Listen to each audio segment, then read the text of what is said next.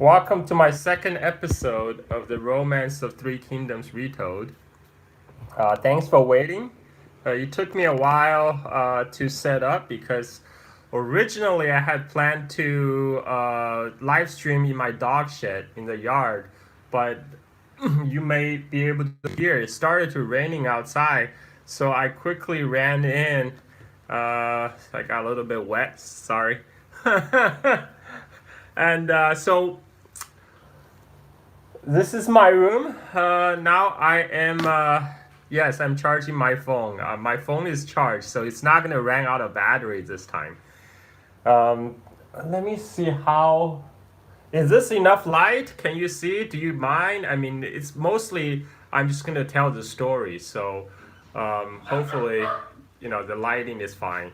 Um, oh, that's my wife just coming in from the yard. We just came back from my mother-in-law's place where we had breakfast. I rushed back because I had scheduled this and I wanted to be here on time.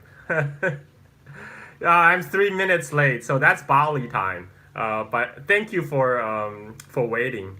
And so today, lighting is okay. Thank you. Okay, so let's start. Welcome to the episode 2 of Three Kingdoms Retold. Right now, we're still solidly in the prelude to this Three Kingdoms era. In other words, we are still in the decline of the Han Dynasty. So last time, we covered the rise to power of eunuch Cao Ten.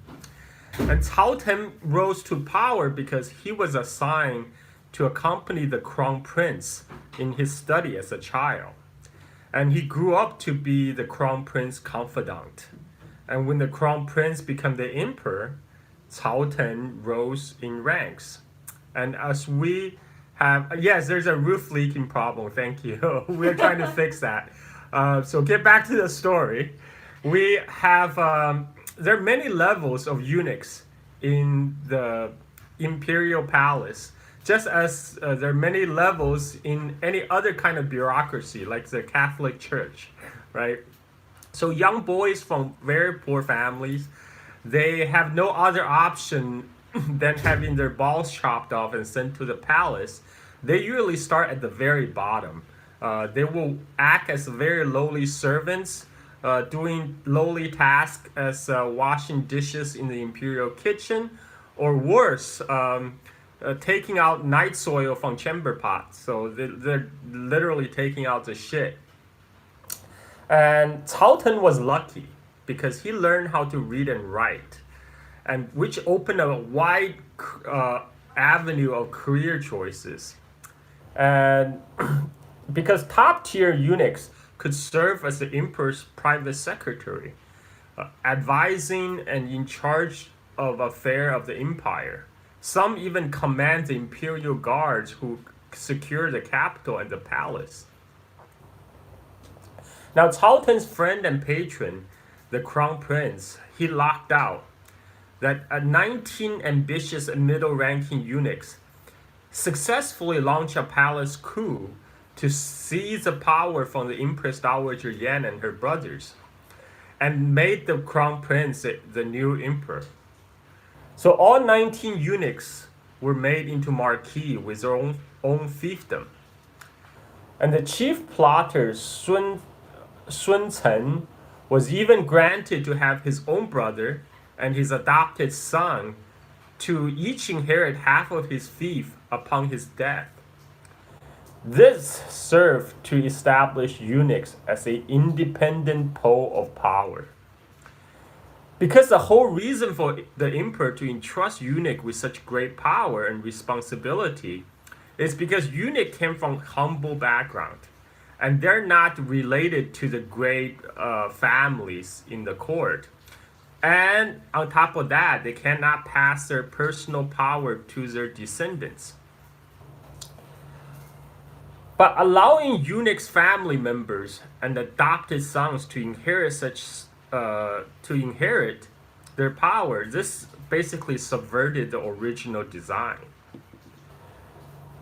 The new emperor is known as Emperor Sun, which in Chinese means go with the flow. but it could also mean someone who is pretty meek and essentially a pushover. And pushover he did by his own wife's family and court eunuchs.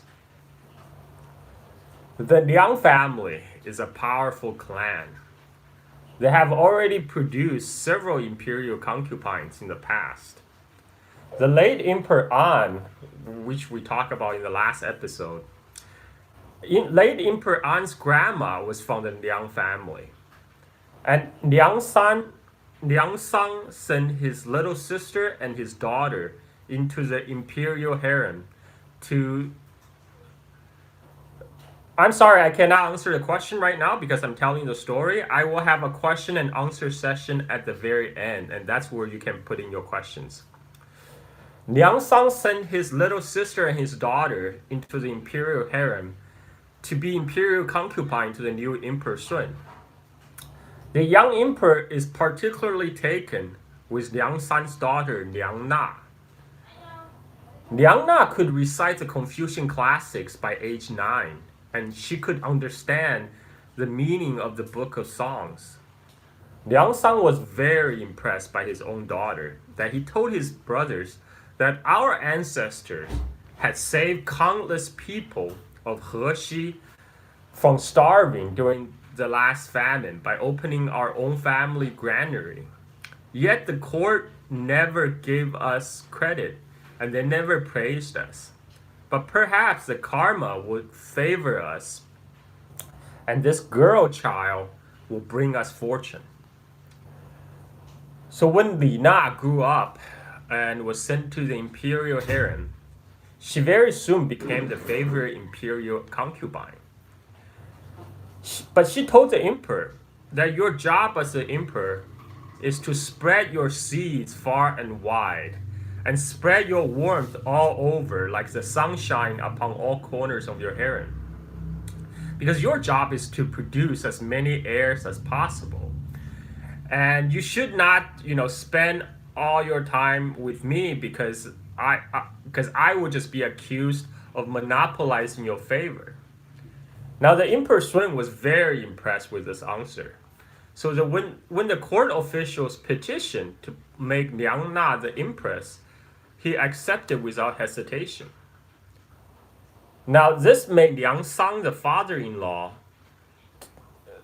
to the emperor, and also the most powerful man in court. But like Emperor Sun, Liang Sang also lacked a strong personality, and he relied on court eunuchs such as Cao Ten to run the affair of the state.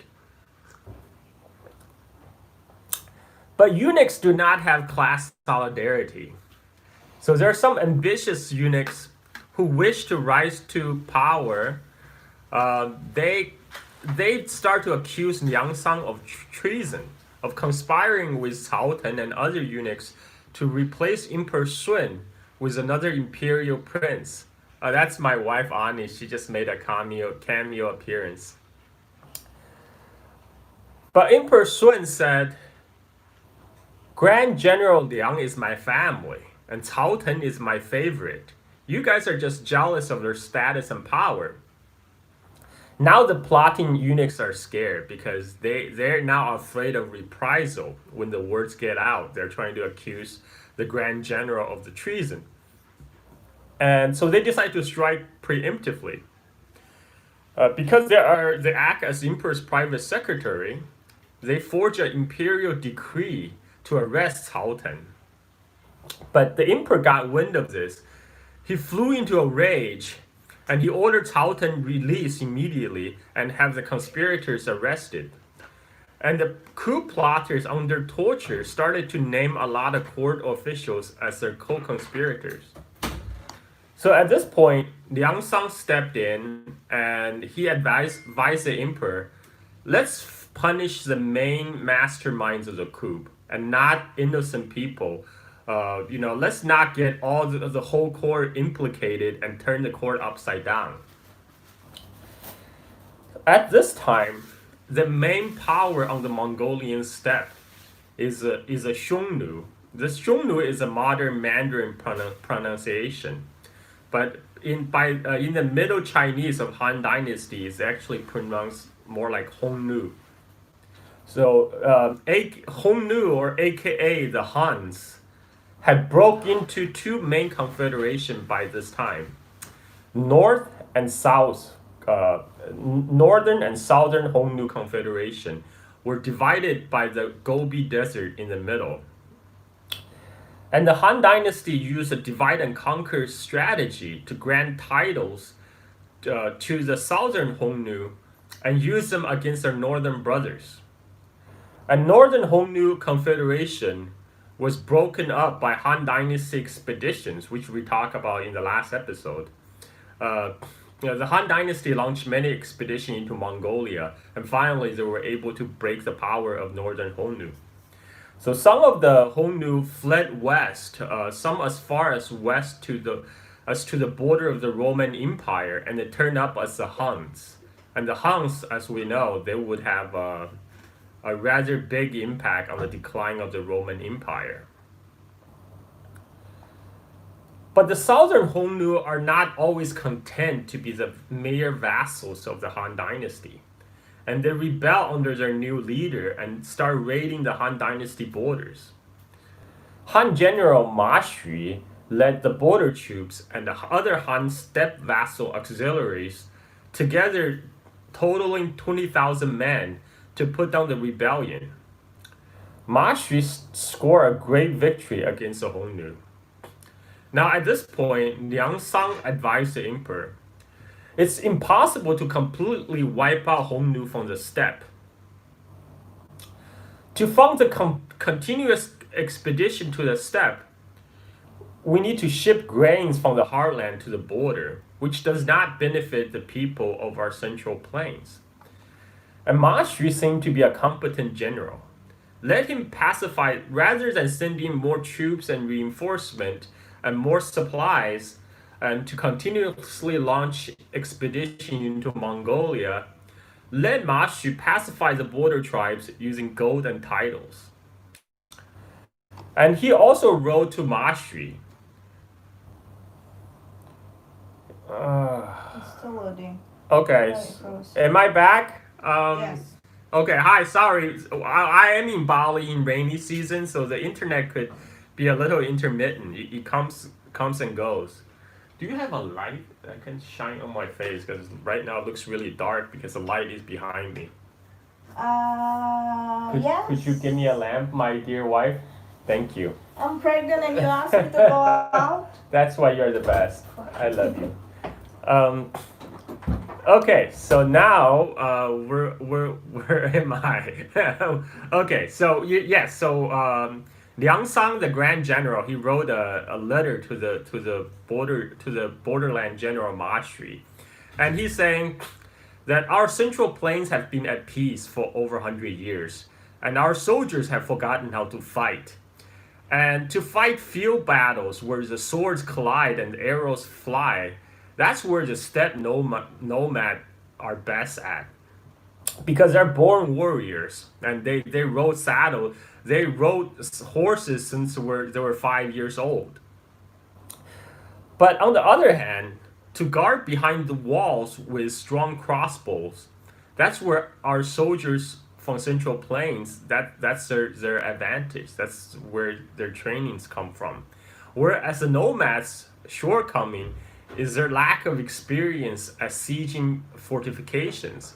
So let's shore up our defenses. Let's dig those anti-cavalry trenches, build up our walls, and wait for our opportunity to exploit their. And in the meantime, let's encourage defection among their ranks with bribes and titles. And this actually proved to be an effective strategy. 13,000 Hongnu warriors surrendered and returned to the Han Dynasty vassalage.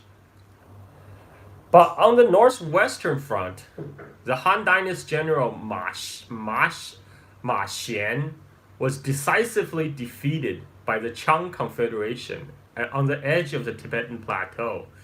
And the Chang raided as far as the suburbs of former Han Dynasty capital Chang'an, And they even broke into the imperial tomb and looted the treasures that was buried from previous dead emperors. But overall, Liang Sang was not a bad manager of the empire.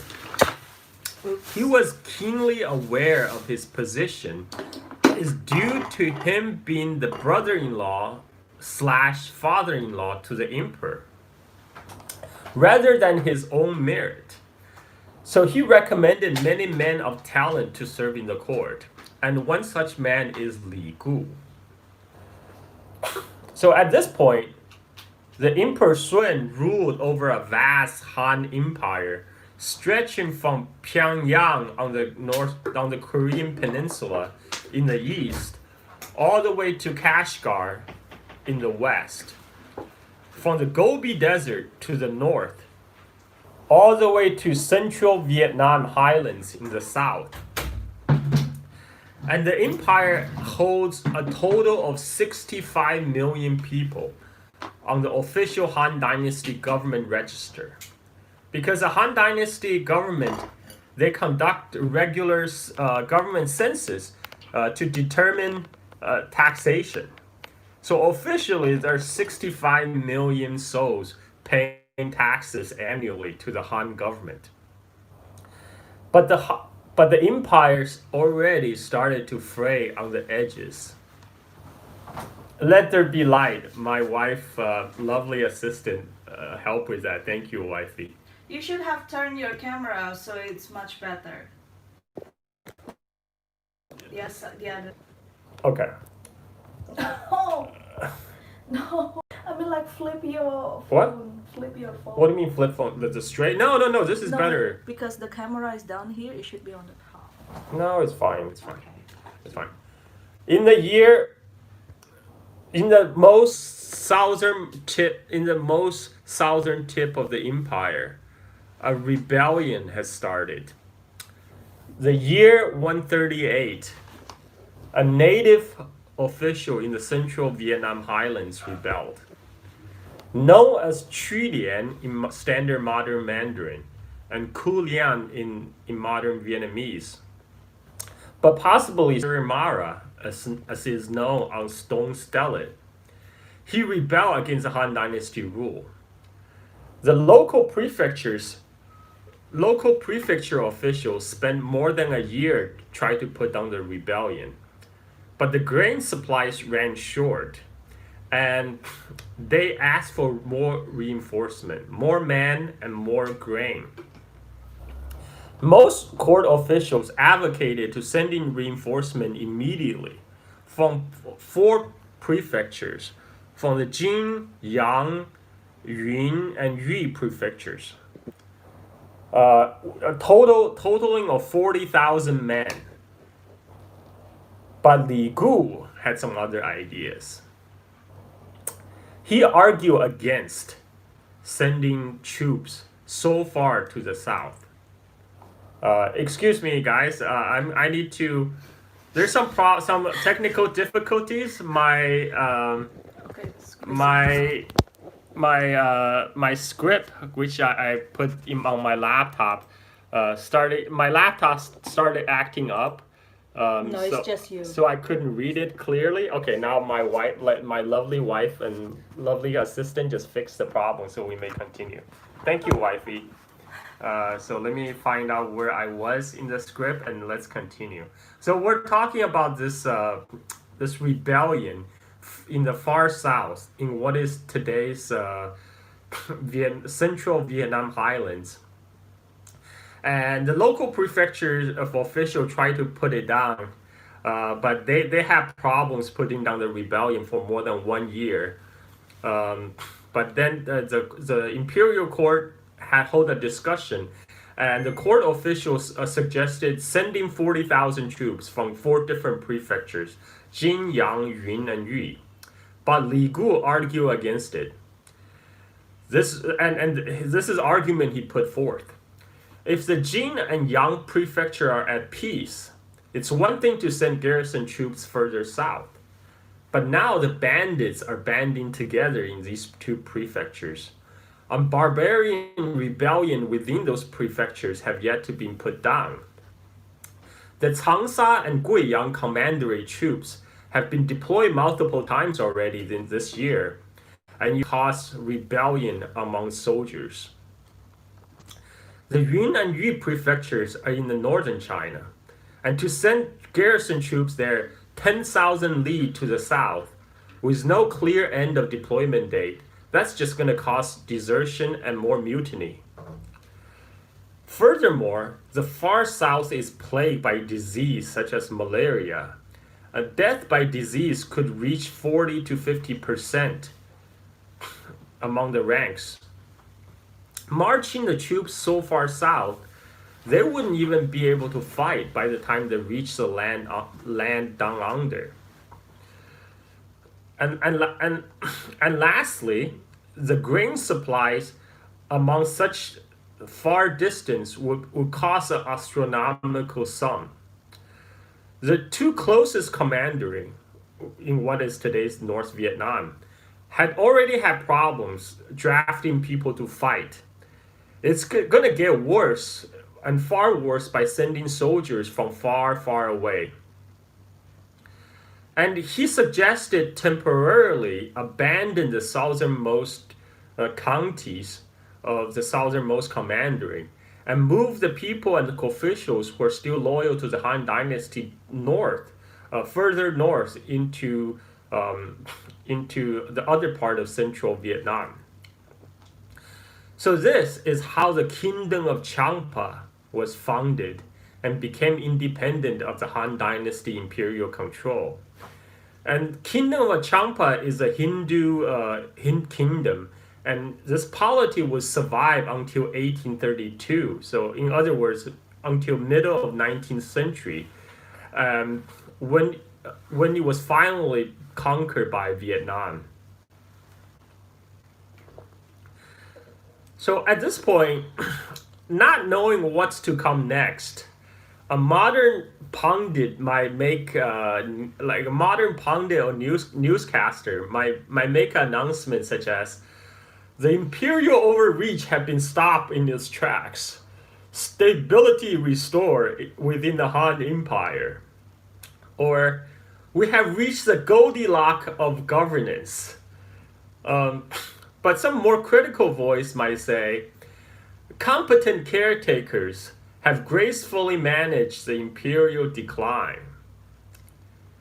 All will turn out to be wrong, disastrously wrong.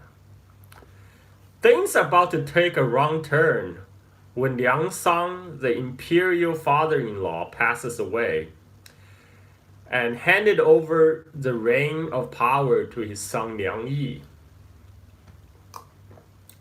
As Liang Sang lay on his deathbed, he told his son Liang Yi, I didn't perform any great deeds, but I have been rewarded generously. So there's no point wasting treasure. Give me a luxurious burial. What's the point of putting pearls in my mouth when it means nothing to a dead and rotting body? Right now, war still raging on our borders. Bandits roaming in our land. We really shouldn't divert even more state resources just to lavish on my funeral.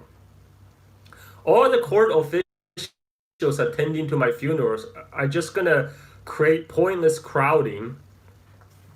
And even if certain protocol must be followed regarding high court officials' death, but there are creative ways to carry out and be flexible. So after I die,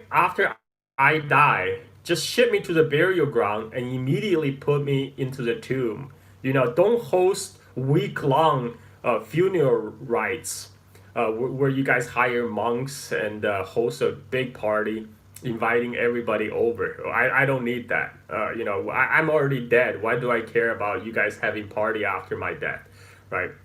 So my body can wear my everyday clothing. There's no need to make new clothes just for the funeral. The offering can just be what I normally eat at home. There's no need to sacrifice pigs, bulls, and sheep. It's all going to be wasted on my dead body. And the filial son complies with father's wishes. So please do not disregard my last will. And of course, his last will is going to be disregarded. The Emperor Sun personally attended the funeral, and the court forbidden the Liang family from carrying out a simple funeral, and allocated 2 million copper coins, 3,000 articles of clothing to the funeral. And the Empress Liang also spent her own personal money of 5 million copper cash, 10,000 pieces of clothing. The emperor and the empress both personally accompanied the coffin on its way to the tomb, where they hold an elaborate ceremony. Liang Sang's son, Liang Yi, immediately inherited the title of the Grand General, which commands the imperial army. When his father was still alive, Liang Yi had served as the governor of the imperial capital district. He ran the capital district as his own personal fiefdom, and he let his underlings run amok. Now his father Liang Sang's confidant and close associate was the mayor of the capital. So the capital mayor went to Liang Sang to tell the truth about his son Liang Yi. Liang Sang criticized his son. So Liang Yi knew the mayor snitched on him. So he sent out assassins to kill the mayor on his way home. And in order to cover his own tracks, so his father don't find out, Liang Yi then blamed the murder on the mayor's publicly known enemy.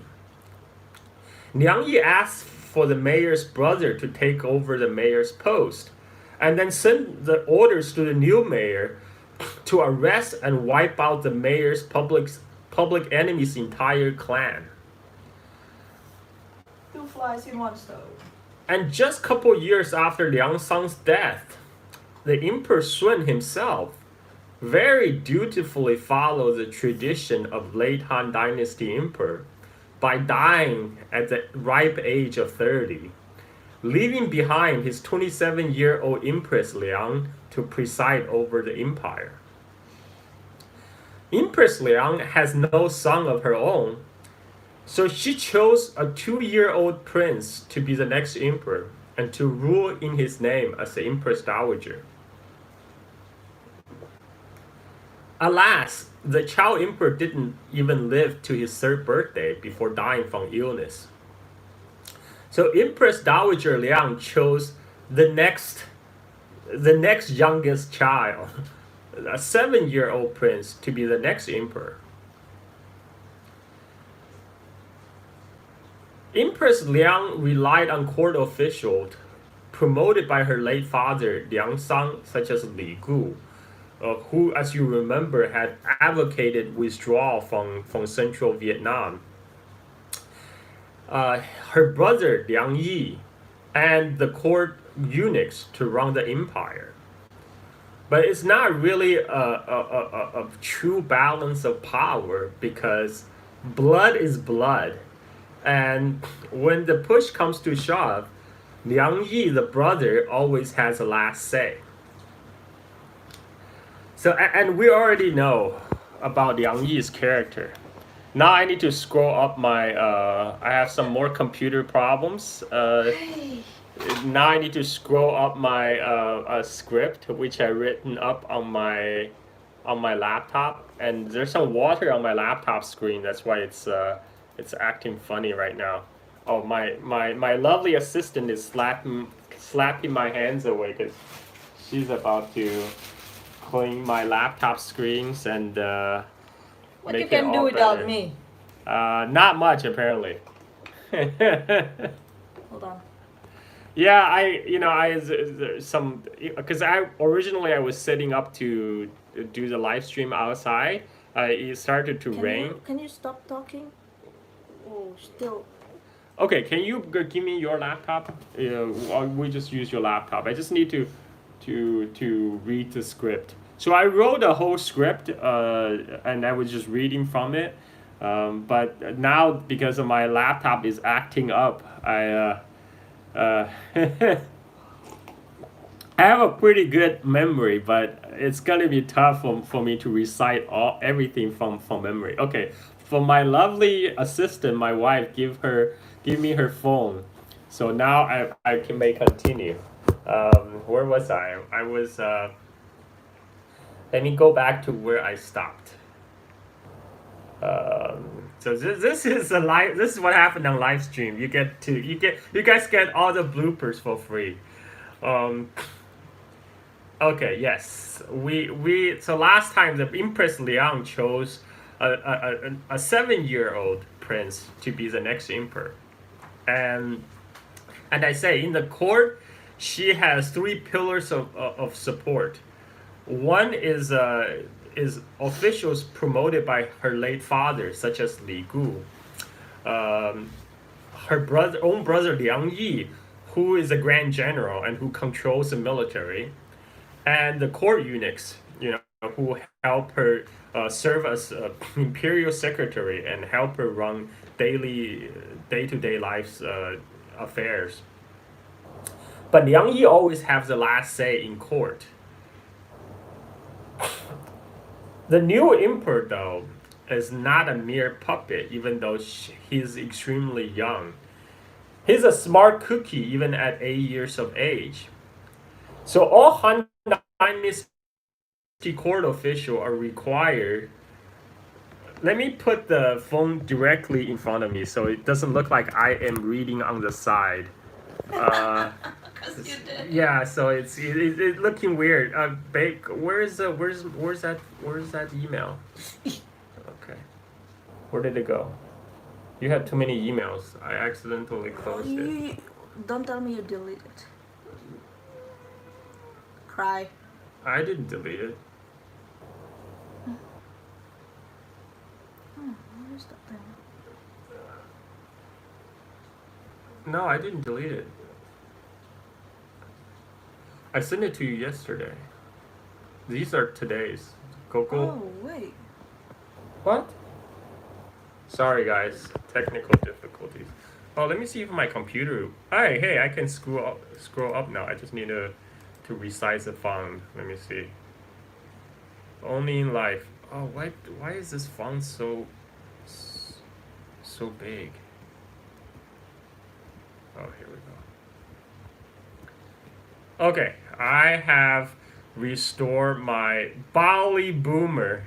Okay, guys, I'm not that old. Okay, I'm a very young Generation Xer.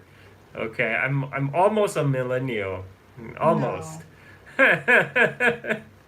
Okay. Where was I?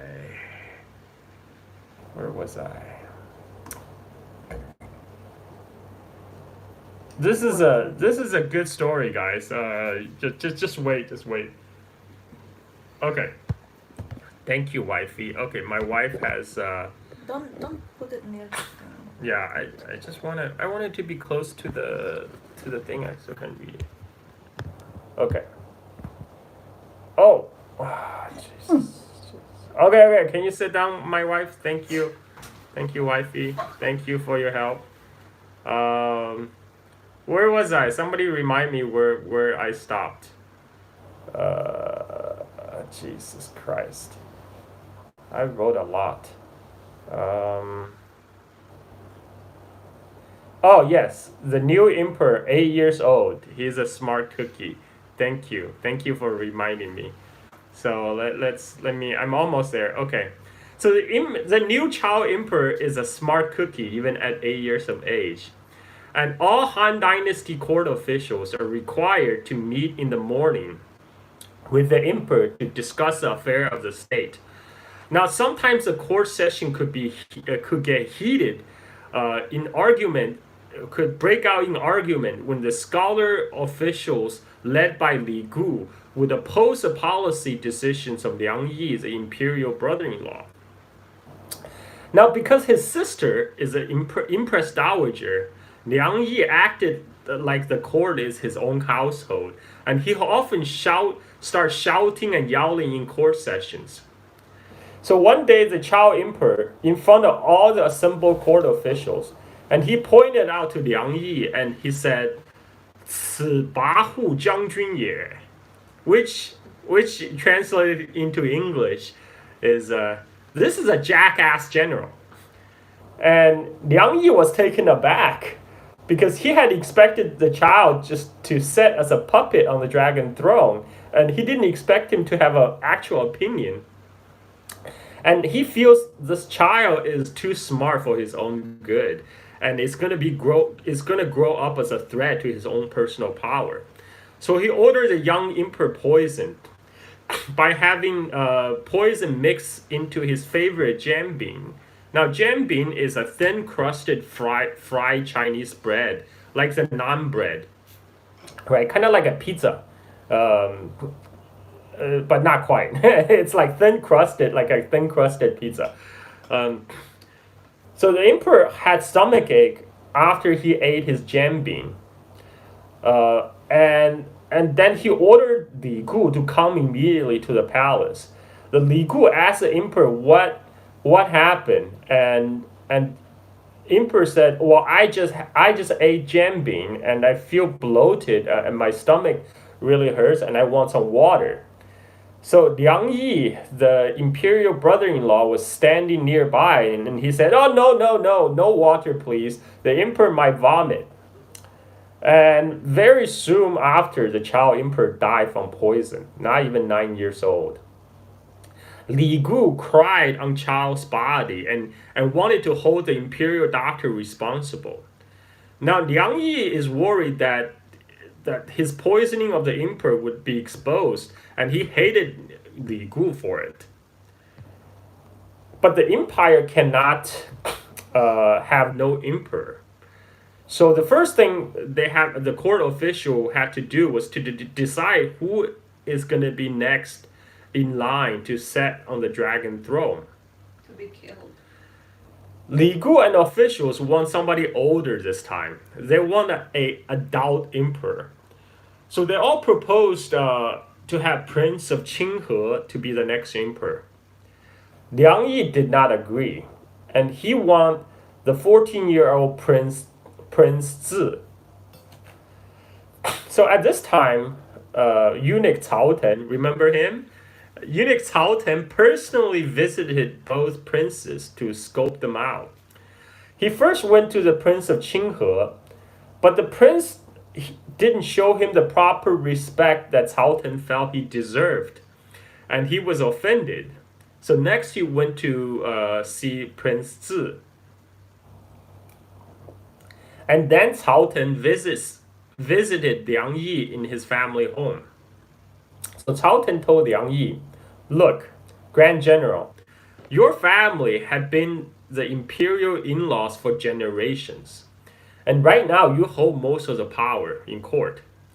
Your underlings are everywhere, and often they would make some mistakes. Prince of Qinghe is a very strict disciplinarian, and he's very sharp and observant. If he was to become the emperor, your family would be met with disaster sooner or later.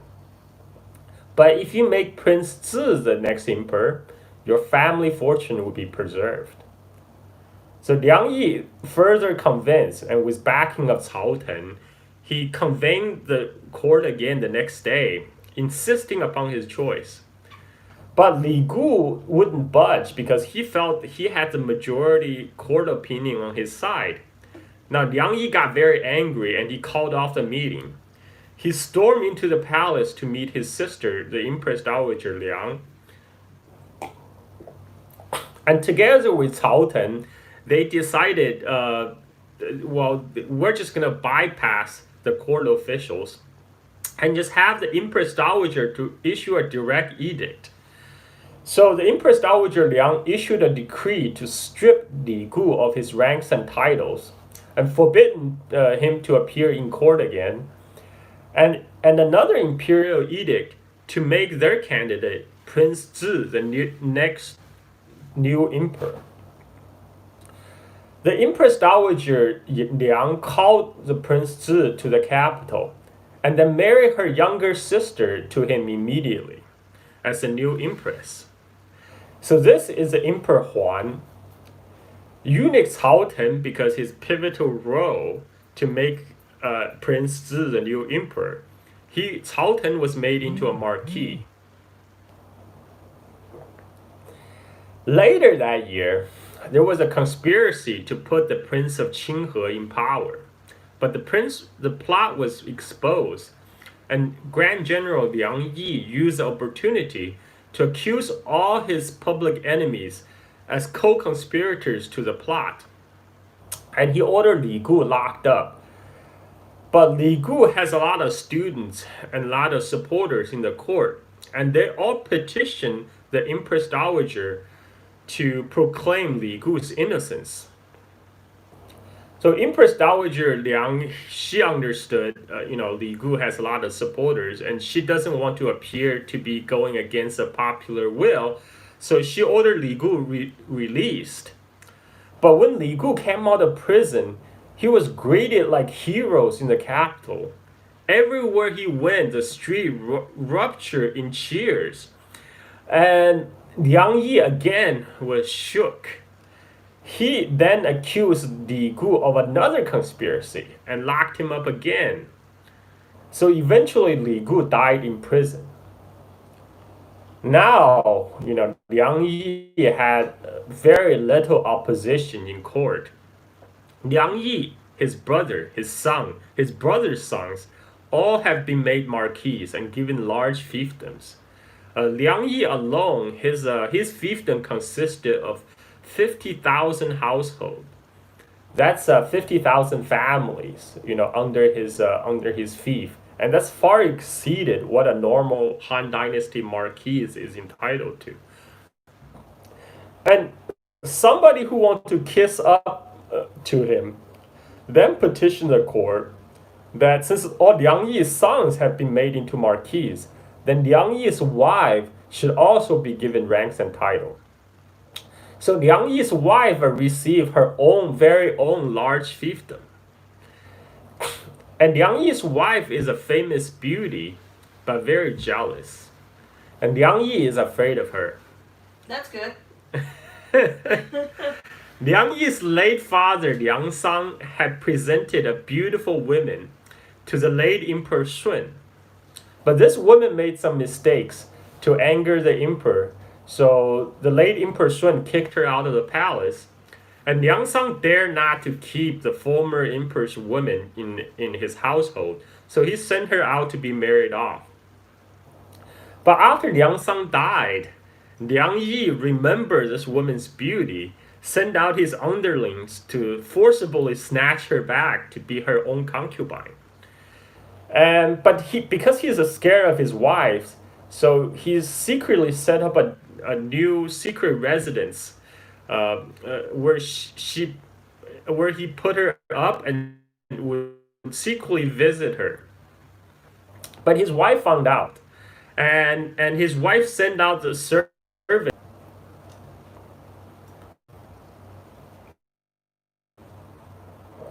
It's the internet. Hey guys, am I back? Hope there was an internet lag.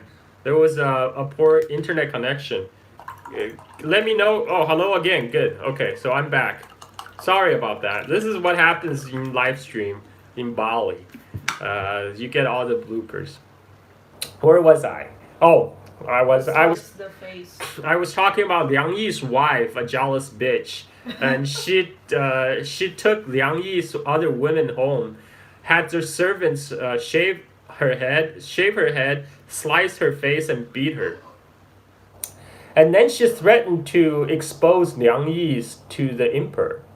So under Han Dynasty law, a son must observe parents' funeral for 3 years. So during which time he cannot take a new wife, hosting parties, or just enjoy life in general. And on top of that, Liang Yi took a woman who was the last emperor's former harem. Anyway, so Liang Yi was scared, and he went to his mother-in-law and begged for mercy. So eventually his wife relented, but Liang Yi carried on his affair with this woman. And then he had a son by this woman. He built a secret chambers to hide his son so his wife doesn't find out. But his wife did find out that he was still carrying on an affair with this other woman. So he ordered her son to take the family servants to go out and kill that woman and her entire family. The Liang Yi's bastard son was safe though, because he was hidden in a secret chamber since his birth. So he his wife, Liang Yi's wife, didn't find out about Liang Yi's this bastard child. But Liang Yi would send out his underlings to list all the rich people in the capital district, and then they would make up excuse to arrest these rich men, and then let their family ransom them back. And if not enough ransom was paid, then these men would be exiled or even executed. So there was this one miserly rich man. Liang Yi gifted him 4 horses, but demanded 50 million copper cash as a loan. The miser only agreed to loan Liang Yi 30 million copper cash. So Liang Yi then accused the miser, claiming the miser's mother had previously been a Liang family slave, whose job was to guard the family treasure, but instead she supposedly stole from the Liang family. And so now she orders the miser and his brother seized and pay back this money, and the miser pled innocence, so Liang Yi just had the miser and his brother beaten to death in jail, and then confiscated all of their net worth of 170 million copper cash in total asset. Liang Yi also built gardens on the scale and style of the imperial garden. And he has huge hunting ground. His hunting ground would cover several districts. Within his hunting ground, there will be whole mountains, rivers, and lakes. And of course, in his hunting ground, people cannot farm, so he evicted all the farmers. So all this land is just for his pleasure. And in addition, he seized several thousand commoners to be his family slaves. And he claimed these people sold themselves to him voluntarily. Now, under Han Dynasty law, you cannot just make commoners slaves, right? The people may sold themselves into slavery to pay off debt, but you can't just snatch people off the street and make them their slaves. But Liang Yi is so powerful, nobody dared to question him. And because Liang Yi controls the HR department of the empire, all the important imperial appointment would have to go through him. So one time, the new governor of Wan visited him before going out to his post. And Liang Yi had many underlings and their family who lives in Wan. So Liang Yi told the new governor, hey, take care of my people, right? These so and so, they're my folks. Make just turn a blind eye if they did any wrongdoings. And the new guy said, Grand General, you are so high up in power, you shouldn't care about the conduct of some lowly criminals. Let the law deal with them. So when the new governor got to his post in Wan, he executed several tens of Liang Yi's underlings for murdering people in Wan. And so Liang Yi then had the governor reassigned to the Jin prefecture. And before the governor goes off to his new post in Jin prefecture, he had to come to see Liang Yi. Liang Yi poisoned his drink so that he died immediately afterwards. The military governor of Liaodong didn't come to see Liang Yi before going off to his new post. So Liang Yi took this as an offense and had the military governor of Liaodong executed on trumped-up charges. So anyway, you have to go through Liang Yi, right? Everything have to go through him. The imperial secretary Yuan Zhu now is from a very famous Yuan family, which we will see later on in the Three Kingdoms era. And because he's from a very powerful family, he didn't like what the Liang Yi and Liang family is doing in court, so he petitioned the Emperor Huan. He said, Grand General Liang already reached the pinnacle of power. According to the ancient history text 左传, when a fruit becomes overripe and too big, you start pressing down on the fruit tree's branches, and you will threaten to break off the branch from the tree. He's making a allegory here, right? And he's saying, the Grand General, he already reached as far as he could be without becoming an emperor himself. At this time, it's time for him to take a step back and just enjoy life.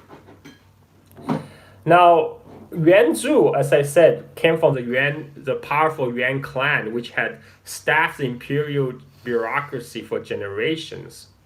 But when Liang Yi got a wind of this, he sent out people to arrest Yuanzhu.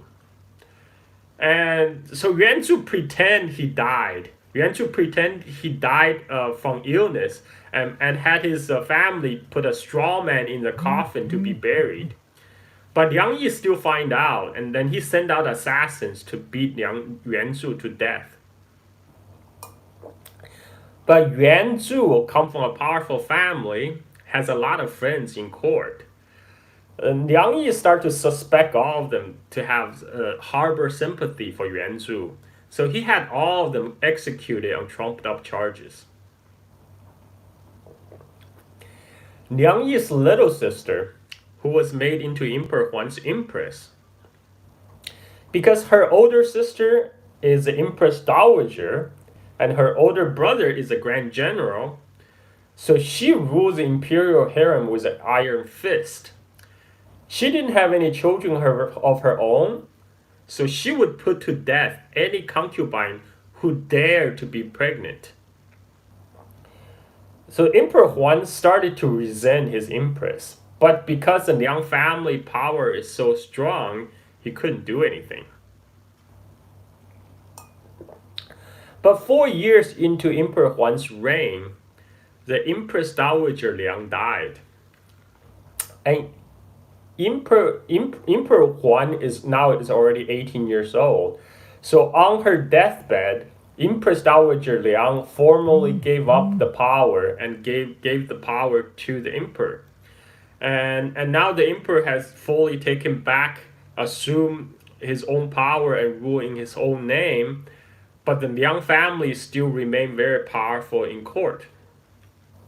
Now when the Empress Dowager Liang died, this is a moment of great danger to her family, because their power solely derived from her position, because of her because she was the ruler of the land.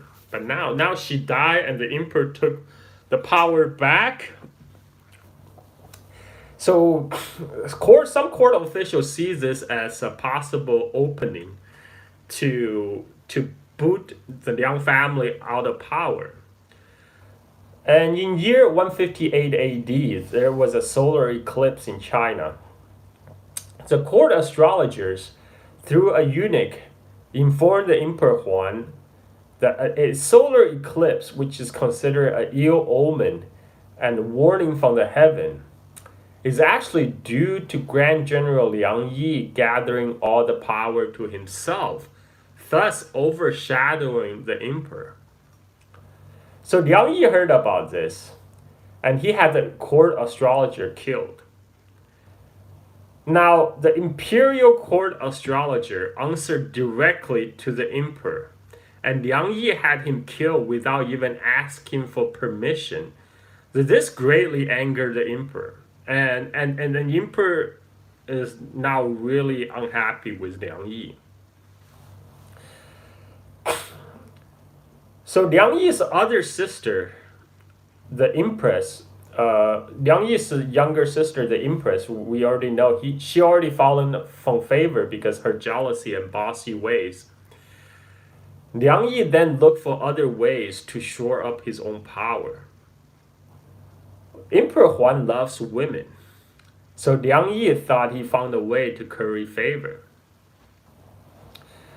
Now, if you remember from the last episode is basically an episode all about the Empress Dowager Den.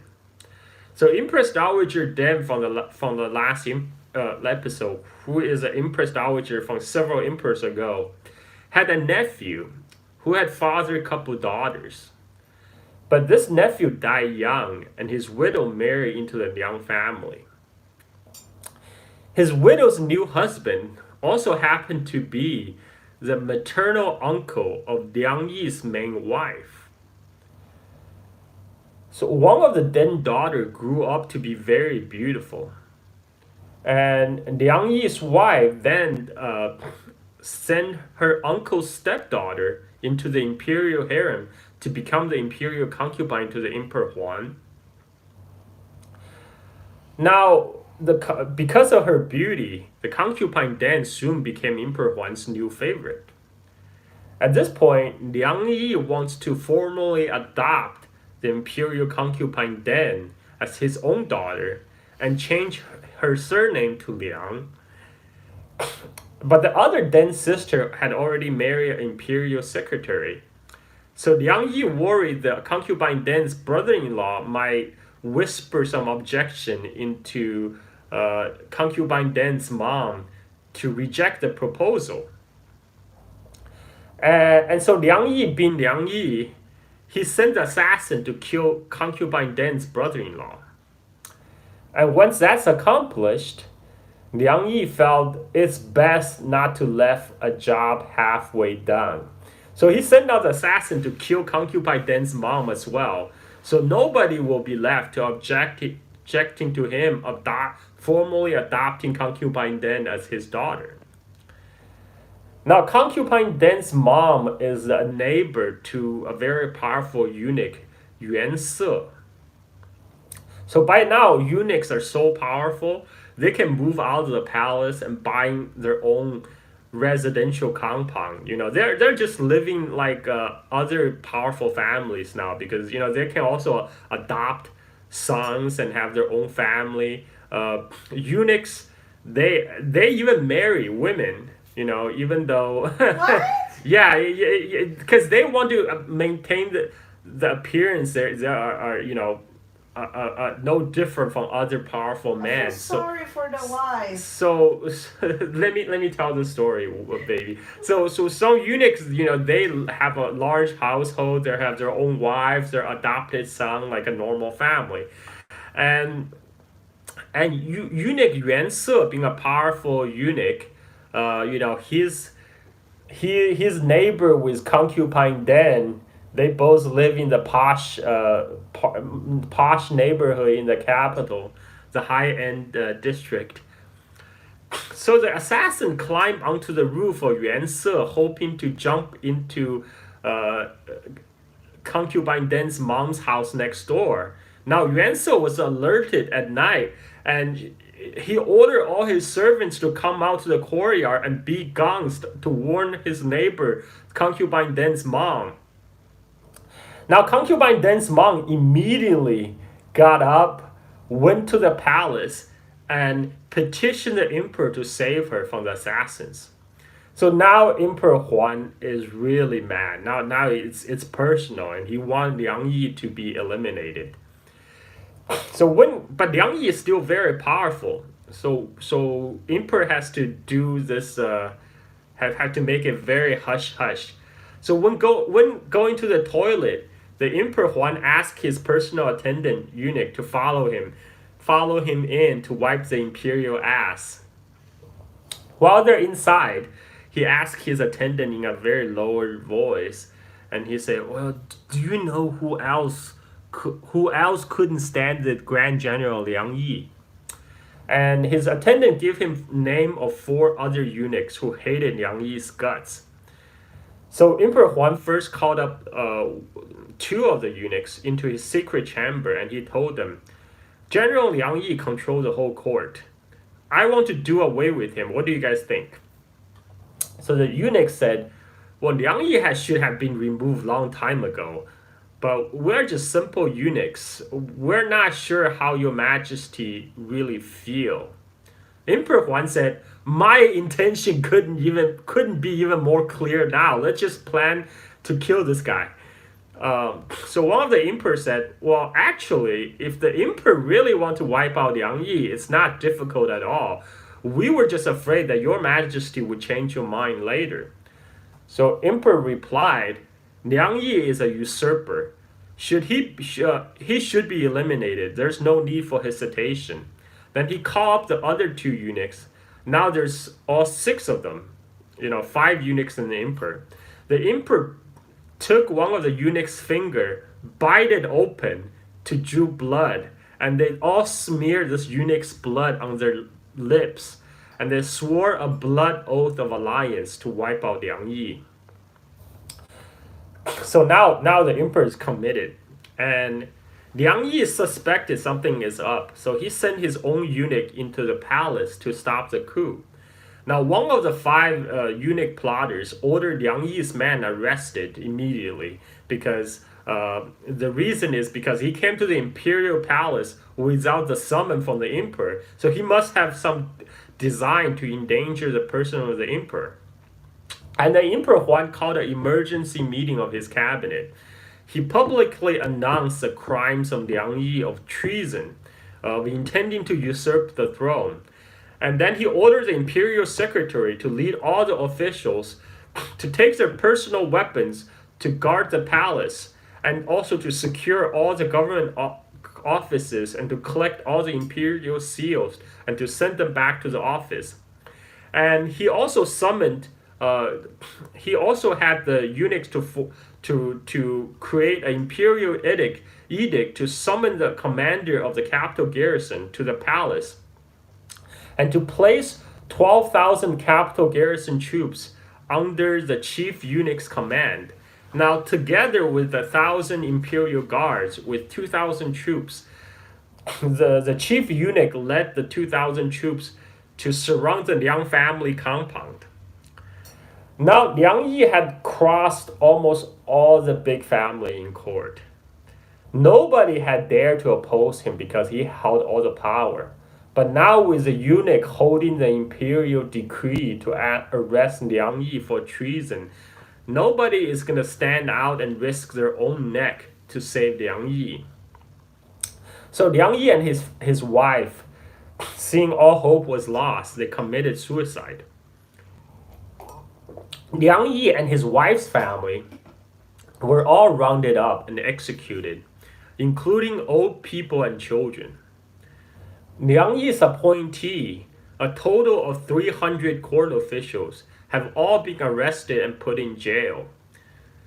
So by the time the purge is done, the entire court almost got empty, with the exception of few old men. And the Liang Yi's bastard son, who by this time is already 15, who had lived his entire life, been hidden away from Liang Yi's wife in a secret room built for him, only get to emerge to see the sunlight at this point. And Emperor Huan took pity on this guy, on the bastard child, and pardoned him. So he was the only one of the Liang family that was spared. Now, Emperor Huan confiscated the Liang family fortune, totaling 3 billion copper coin cash. The Liang's hunting ground and private garden have been, which cover huge tracts of land, have been given to the landless peasants to farm. And because of the sudden infusion of cash, the imperial treasury is full. And the Han Empire granted 50% reduction in taxes for all the people throughout the land for the entire year. The 5 eunuchs who helped Emperor Huan to plot Liang Yi's downfall were granted the title of Marquis on the same day, and they became known as the 5 Marquis. So Liang Yi is dead, and the Han Dynasty is saved, right? Wow. Actually, the eunuch marquis just replaced Liang Yi in power. And the five eunuchs, they all adopted children and they promote their own family members to a position of power. And there was a saying: one general died, five generals took his place. Another thing to note is that eunuchs usually come from very poor family background. That's why they went into palace to have their balls chopped off in the first place. So when their family come to power, they're even more hungrier and greedier than the imperial in-laws who had already come from powerful families. And all the noble families in court who had originally opposed the power of Liang family now finds the newly empowered eunuch families even more intolerable. So all the noble families now they started to band together to fight the eunuch power. The ensuing struggle will tear the Han Dynasty apart. But that is for another episode. So thank you for tuning in to listen to my episode 2 of the Three Kingdoms Retold. Now I will open up for question and answers. Now you can ask your questions. While I get some water because my throat is parched. Can I get one back? Yes, I hope you guys enjoy my retelling. I was, I didn't have much time to pay attention to your questioning because my eyes was glued to my script. So what I have been told in episode 1 and 2, they're all based on actual history. I originally I wanted to cover everything like the lead up to in like a half an episode, but there's just so much interesting material that I decided to give it all more context, more detail to the story because it really fleshed out why the Han Dynasty is in decline and why how the chaos will start to unfold. You can see the instability gets worse and worse with each transfer of power, right? Because the Han Dynasty, the Eastern Han Dynasty has a very unique pattern where the emperors die young. The empress become empress dowager, resume power with help with her family. And then, they install a very young emperor, but eventually the young emperor will grow up and would want to take the power back. And then he would, with the help of eunuchs, launch a purge of the imperial in-laws. But then the cycle repeats with his own wife.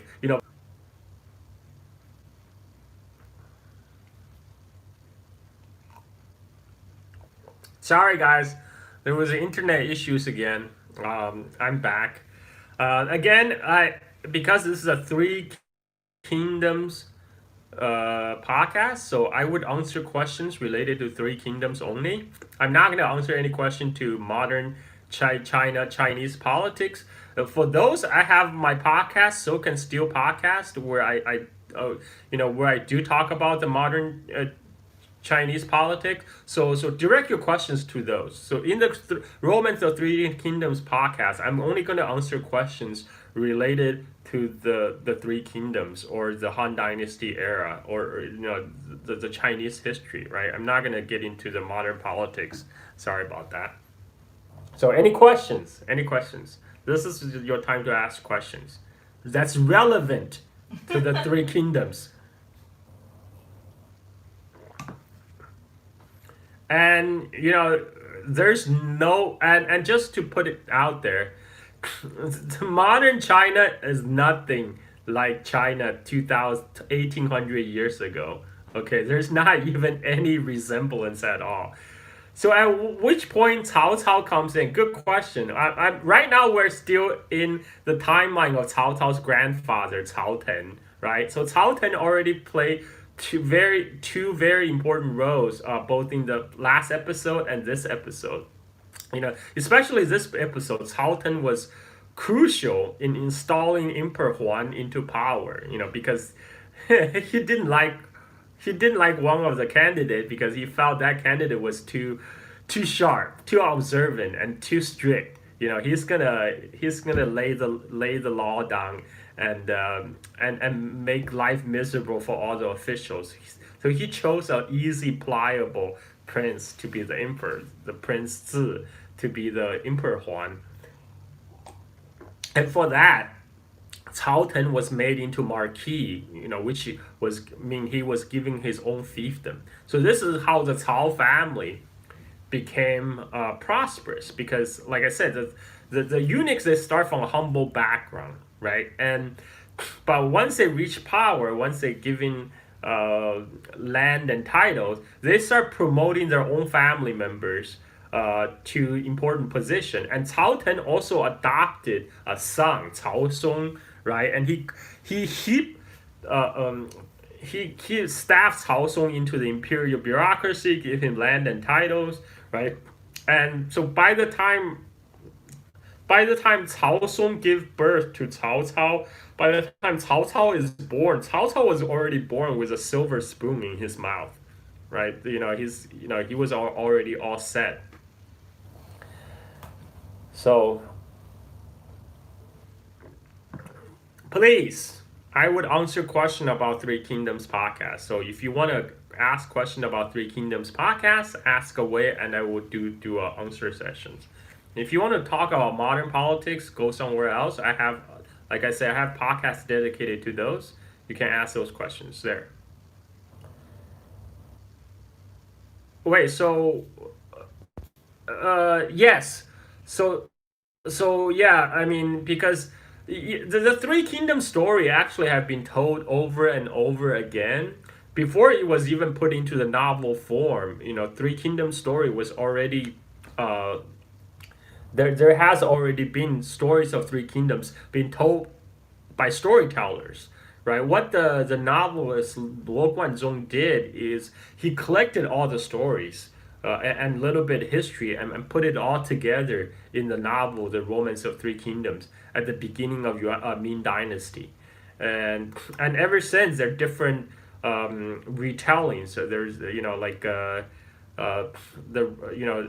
I know the Japanese, they had their own retelling of the Three Kingdoms into the manga form, right? And I actually had a Korean historian, Richard Kim. He came to my podcast 2 years ago talking about the Korean history, but he mentioned that a lot of the Koreans actually learned the Three Kingdoms story not from the original novel, but from the Japanese adaptation, the Japanese manga.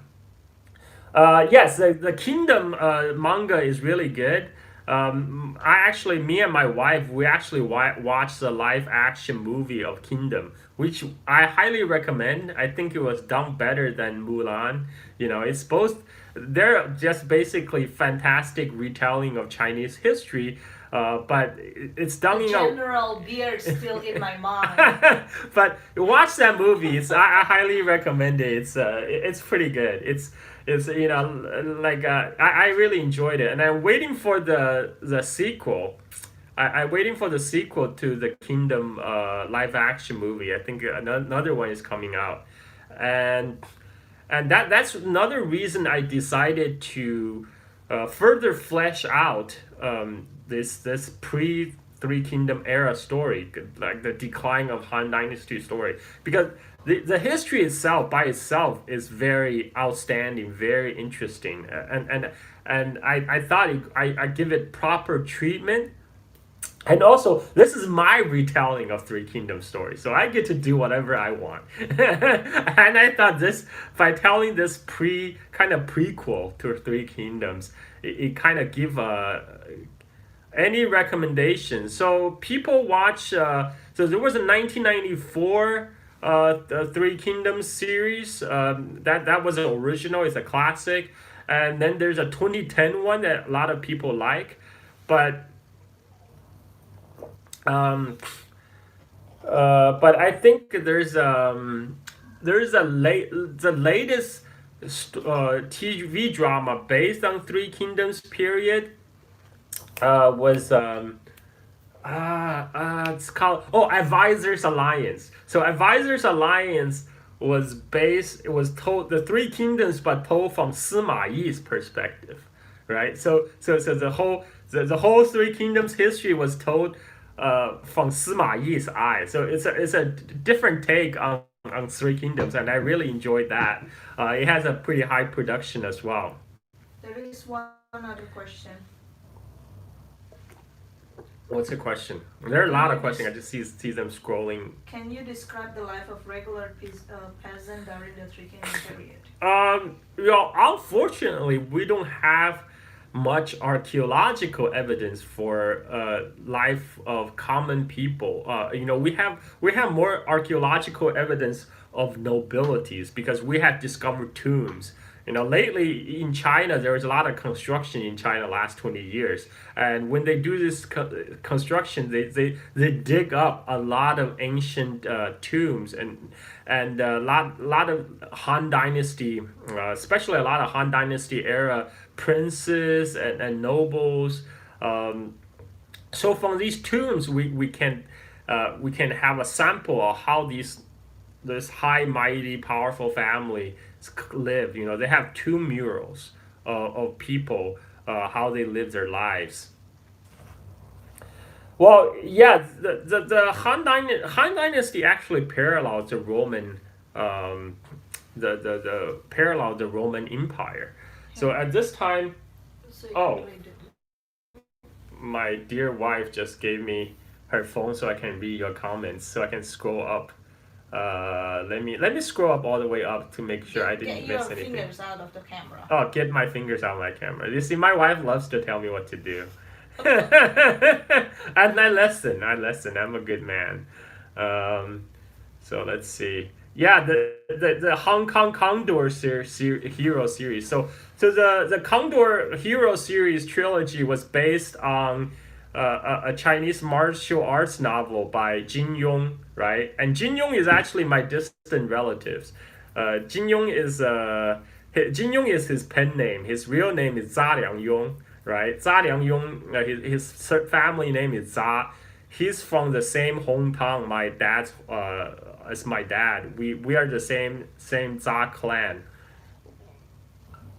but we're actually very far. Like we're the same clan. We live in the same town, but we're actually pretty far, pretty far enough that Jin Yong when he was alive, he will never loan money to me. We're not that close. So, but Jin Yong, he was responsible for writing a lot of the classic Chinese martial arts novels. Almost like 80% of the TV drama Hong Kong adaptations are based on his novels in some way. And yeah, so the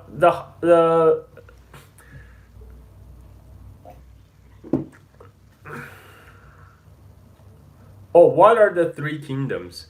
Okay, so Three Kingdoms is a period when after the Han Dynasty collapsed, it collapsed into three separate kingdoms, and that's the whole story. That's a whole epic saga that I'm gonna get into. But right now we're still in the decline of Han Dynasty, but it's gonna speed up pretty soon.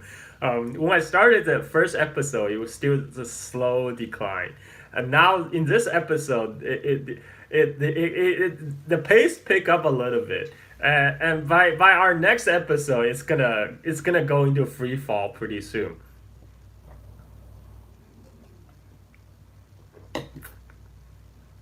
So the reason Three Kingdoms is famous is because the Three Kingdoms story has always been popular in China, but during the late Yuan dynasty and early Ming dynasty, a Chinese author, Luo Guanzong, he put all the stories together. He wrote a historical novel called The Romance of Three Kingdoms, based on this era, and that novel become an instant classic. I mean, he wrote this book like 600 years ago, and I think that the Romance of Three Kingdoms has been printed, reprinted in all East Asian languages. I think it was more widely read than the Bible in East Asia. I mean, in places like Korea, Japan, Vietnam, China, everybody knows the story. Growing up with the story of Three Kingdoms, and it became very part of the culture. You know, a lot of the common saying, the idioms. For example, 说曹操，曹操到 is a mention of Cao. It's like speaking of Cao Cao is equivalent of speaking of the devil in English. That's how much the characters of Three Kingdoms became ingrained in the culture. And so we're gonna get to that. You know, right now we're still in Cao Cao's grandfather's time. Cao Cao's grandfather Cao Ten, how the Cao family got started, and next time. Oh, there's a little bit lot lag because I'm looking at into my camera right now, and I'm looking at my wife's phone. There's like a 30 seconds lag. That's interesting. Okay. So, anything? Four classic novels. Yeah, it's still a little bit controversy. What are the four Chinese classic novels? But for sure, Romance of Three Kingdoms is one. 水浒 or the Outlaw of the Marsh is the other one. And Journey to the West, 西游记, number three. So, number four is the Dream of Red Chamber, right? The 红楼梦, right? But sometimes it says there's five. The number five unspoken one is 金瓶梅, the golden plum vase, which was banned in Ming and Qing dynasty as a pornographic novel. Oh. And Jinping actually read in Chinese in English translation because I took a Chinese literature class at Caltech to satisfy my humanities requirement, and so I was forced to read Jinping in English, and I was very disappointed. Let me tell you, because there are paragraphs and paragraphs of description of food. Much more description of food and sex in that novel. So if you want to understand the life of a well-to-do urban family during the late Ming Dynasty, read Jinping Mei. If you read Jinping Mei, you understand how people back then lived. At least people with upper middle class lifestyle. Or upper middle class, or maybe even a little bit higher. But they described it pretty well. No, it's not lost in translation. I check out the original translation, original Chinese earlier. It's a lot of because it's in English. Come on, English translation. They don't censor it. And in Chinese. Text is still a lot of paragraphs about food. It's all about food. Yeah, I don't know why you would read Dao De Jing. I mean, the reading Dao De Jing I can't imagine reading Dao De Jing in English. Reading Dao De Jing in Chinese is difficult enough. Anyway, so yeah, so yeah. Don't read Jinping Mei. Dream of Red Chambers is actually pretty interesting. I actually did read it in English as well for my Chinese literature class at Caltech. Before I never read it because I just felt that was like a girly novel, like a novel for girls. It's all about relationships, you know. It's like, why do I want to read that? But once I read it, it's actually pretty good. It is considered one of the best, like the top Chinese novel.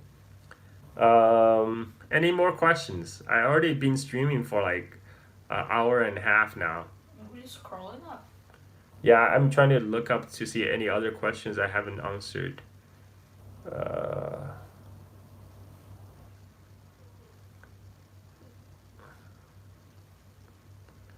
I love feminist literature. Oh yeah. Read read Dream of Red Chambers. It's pretty good. You'll like it. And it is one of the four Chinese classics. So um, there was a saying in China that um, 少不读水浒，老不读三国. So when you are young, don't read the Outlaw of Marshes because the idea is they don't want the youngins to get ideas about going out to be outlaws, to be bandits, right? Because all the youngsters want to be gangsters. So don't read that. And when you're young, and when you're old, don't read Three Kingdoms. The idea is that Three Kingdoms is all about strategies.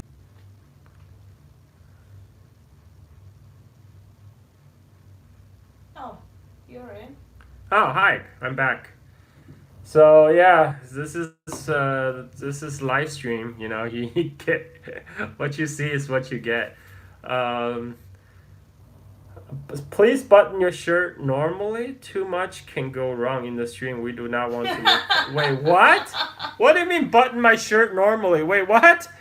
What's wrong with my shirt? Oh, this I lost a button right here. I lost a button. It's So because please, your boob's too big. yeah, now. my wife says it's because my boob's too big now.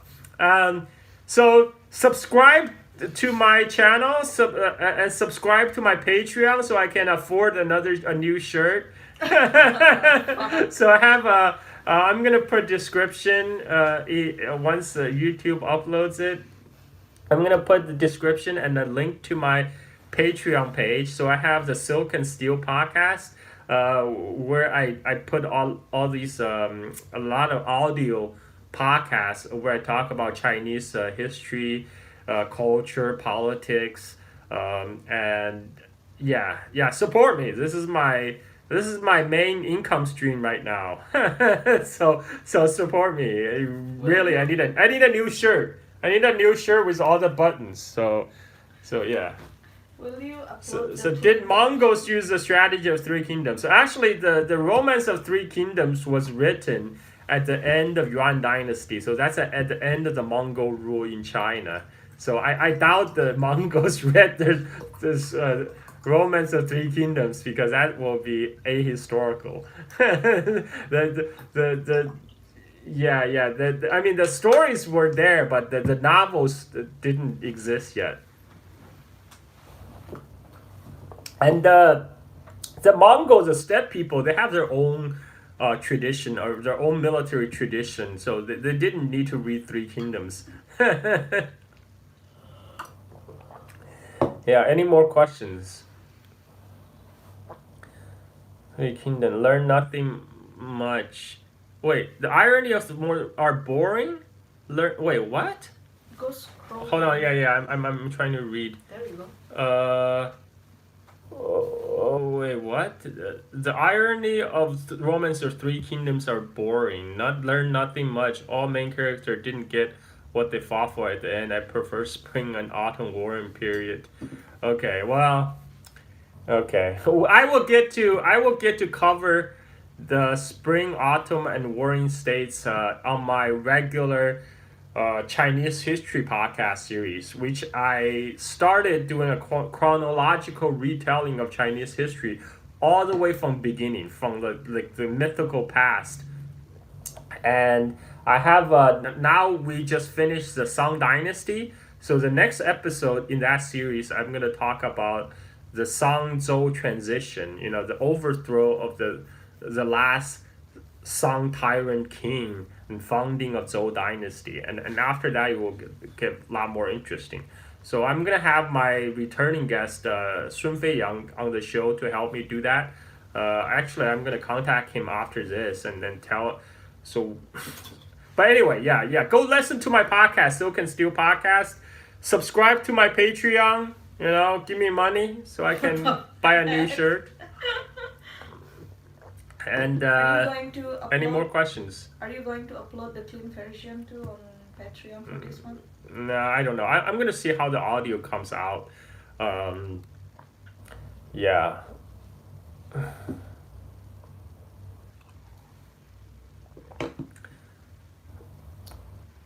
So Cao Cao's evaluation has changed over the years. Immediately after Three Kingdoms period, Cao Cao was evaluated as a hero who restored peace, who brought order to the land. But during the that was during the West Jin dynasty, but because the Jin dynasty they derive their legitimacy from from the Wei kingdom, right? In a way, so they had to make the Cao's rule legitimate. But during the Eastern Jin dynasty, when the northern barbarian tribes overran northern China and the Jin dynasty or imperial family fled to the south, where they established the Eastern Jin dynasty, they see themselves in the same position as Liu Bei because they had to run away to southern China, and they're trying to claim legitimacy of recovering all of China, and then the evaluation of Cao Cao changed. So then Cao Cao became the villain and Liu Bei became the hero. So all the barbarians come from the north. Well, north would cover northwest, wouldn't it?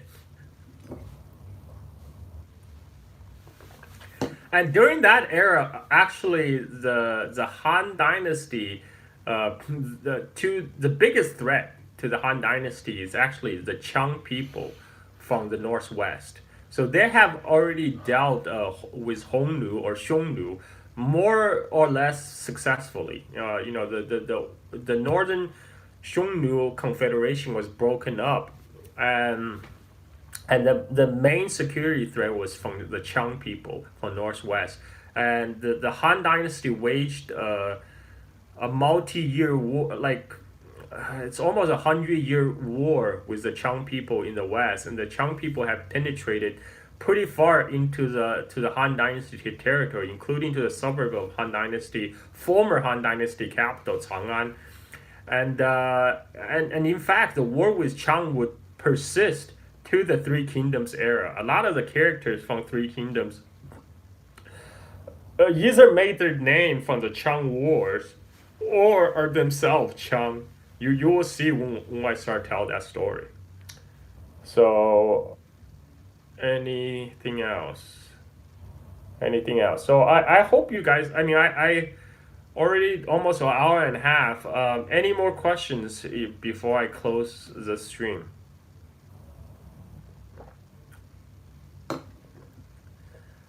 Scythian. So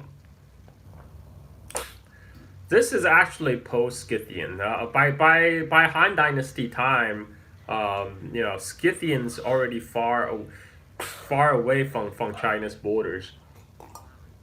During because the Scythian used to be a power, but they had been pushed out by the Xiongnu or the Hongnu. Hongnu pushed them out far to the west, and they are so far away from the Chinese border, they never presented a problem. Like the Scythian by this point, they're in like Central Asia, right? They're west of even like today's Xinjiang region. So so the Han Dynasty didn't have to deal with them. Okay, any more questions? I give it 5 more minutes before I close down this live stream. So where are the barbarians? Well, yeah, most of those people are assimilated now, right? Or they became different groups, right? So, some of them, this happened 1,800 years ago, man. A lot of people have reformed. Yeah, so most of the people who have been absorbed into other people, so some people have been assimilated into the mainstream Han Chinese population. Some people are probably their descendant became the Mongols or the Tibetans. Yeah, so we'll get there. Listen to my Chinese history podcast. I will detail everything, all the evolutions. The next stop is Zhou Dynasty. which I'm gonna hook up with Sun Fei Yang and do that as soon as possible. So, welcome. Let's see. Any more questions? I'm scrolling to see any other question I missed.